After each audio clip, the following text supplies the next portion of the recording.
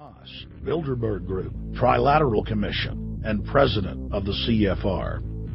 Obama Presidential Advisor Alan Greenspan, Bilderberg Group, Trilateral Commission, CFR. State Department Special Envoy Richard C. Holbrooke, Bilderberg, Trilateral, CFR. And the list goes on and on. Even if Barack Obama were the most wonderful person in the world, he was groomed and brought to power by the global elite to carry out their agenda.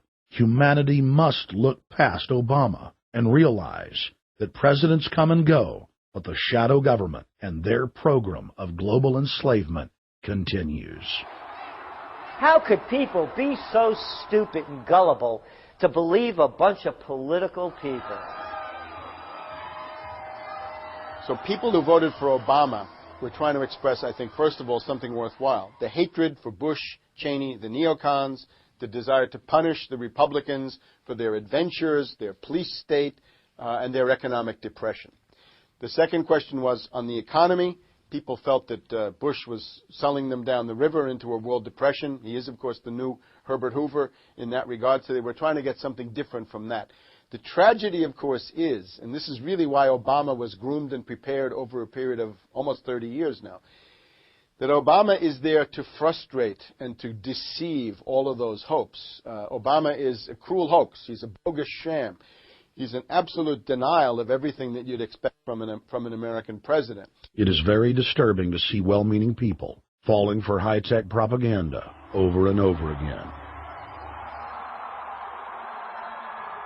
It happened after 9/11. The American people en masse were swept into a mob psychology, irrationally throwing their common sense to the wind and doing whatever the administration told them to. The general public eventually caught on to the fact that George W. Bush was a deceitful thug and that the economy was in freefall. In the midst of it all, Barack Obama was there, speaking out against the abuse of the people at the hands of the establishment. With the election of Barack Obama, the world rejoiced that the United States was no longer in the hands of madmen. But unfortunately for humanity, this was another vicious fraud. I want to like the guy. He speaks gently. He's intelligent. He seems to be a man of peace. He is just as charismatic as they come. But you know what? Is that a tree is really, really measured by the quality of its fruit. And when you kind of put away all the flowery words, when you put away all the rhetoric, when you put away all the rock and roll music, what he does is what's important for the people of this country, starting with the truth. Obama is notoriously a liar. He promised that he would get out of Iraq, I think within 16 months at some point. We had Samantha Power telling the Scotsman that he wouldn't be bound by those promises, and sure enough, he's now not going to be bound by those promises. Obama pledged in hundreds of speeches and interviews that within 6 months of being elected, he was going to bring our troops home from Iraq. But after he was inaugurated, the story changed. Now he said that they would look at bringing some of the troops home in 16 months. 2 weeks later, his story had changed again. Now the administration would look at bringing the troops home in 23 months. Well, Obama's already fudging. He's fudged since day one in this election, where he first said we're getting out. Well, now it's a timetable, and now it's da-da-da, because they're getting to him. They're understanding that, and he ain't going to be able to get them out because people more powerful than him got us in. When he first ran, remember, he was going to take the troops out. I get in there, troops come home. Day one. There is no military solution in Iraq, and there never was. I will begin to remove our troops from Iraq immediately. And then that went to 16 months.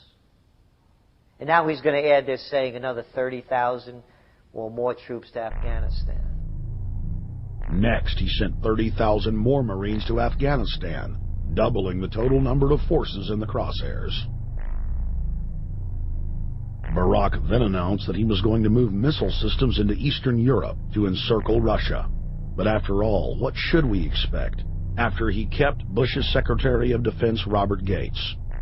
The outcome of this policy is if you're constantly meddling near the Russian borders with these fascist creeps, IMF, NATO agents like Yushchenko of Ukraine, or Saakashvili of Georgia, or these Kaczynski twins in Poland, or various collections of people in Latvia, Lithuania, Estonia, you're tied to these gangsters, and if they decide to start a war, that rapidly escalates into thermonuclear World War III.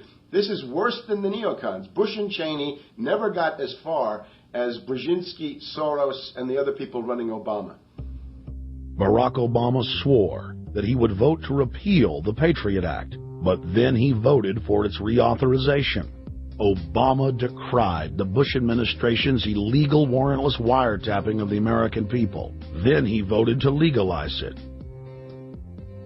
Obama pledged that he would filibuster any attempt to give retroactive immunity to the telephone companies, the telecom companies, except he then turned around and voted for that bill. Most people don't know, for example, that he voted to reinstate the Patriot Act and more government wiretapping.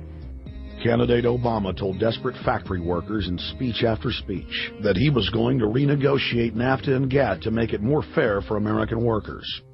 It is absolutely true that NAFTA was a mistake.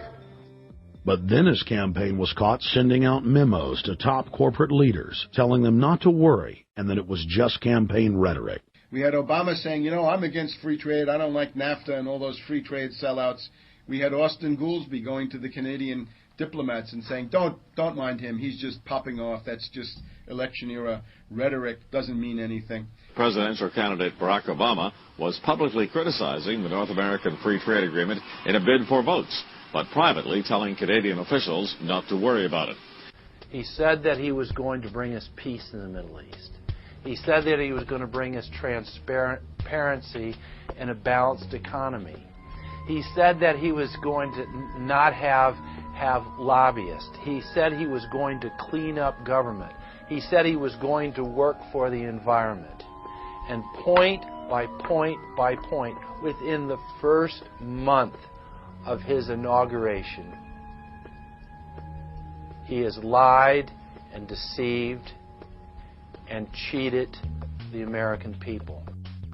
The people of the United States and the world were filled with hope that Obama was the real deal when in his first week in office he signed an executive order supposedly closing Guantanamo Bay and other secret prisons.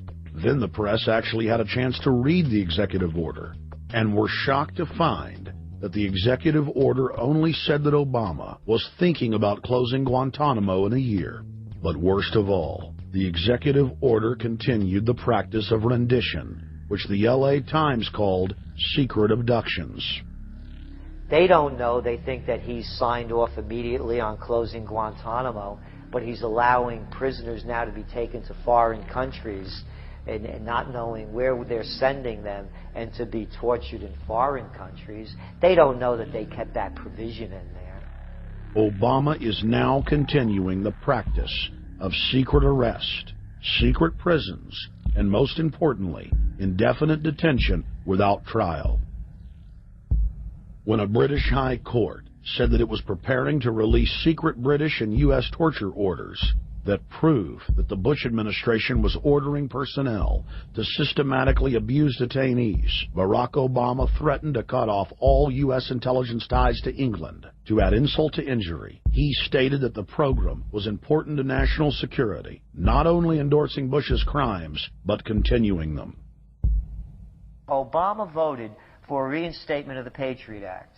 And by his early deeds already, again, as we saw with the issues of retention, he's willing to send people that have been charged with nothing to be tortured to so-called get the truth out of them. If the makers of this film attempted to cover all of Obama's lies, this documentary would never be released because there are new ones every day. So in the interest of time, we're going to cover one more big one. Barak and his handlers made the cornerstone of his campaign, keeping lobbyists and donors out of his administration. Within hours of being elected, Obama did a 180 and filled the White House and federal government with lobbyists and donors at all levels. Obama picked William Lynn, the top lobbyist for Raytheon, to fill the number 2 position at the Department of Defense. Timothy Geithner, former president of the private Federal Reserve Bank of New York, was picked by Obama to be Secretary of the Treasury. Geithner promptly crammed the Treasury Department full of lobbyists, like his Chief of Staff, Mark Patterson, formerly the top lobbyist at Goldman Sachs. Obama appointed top lobbyist to the Saudi royal family, George Mitchell, as the lead Middle Eastern envoy. Obama appointed the king of Wall Street lobbyists, Leon Panetta, to head up the CIA. Obama tapped Tom Daschle, top lobbyist for healthcare firms, to run the Department of Health and Human Services.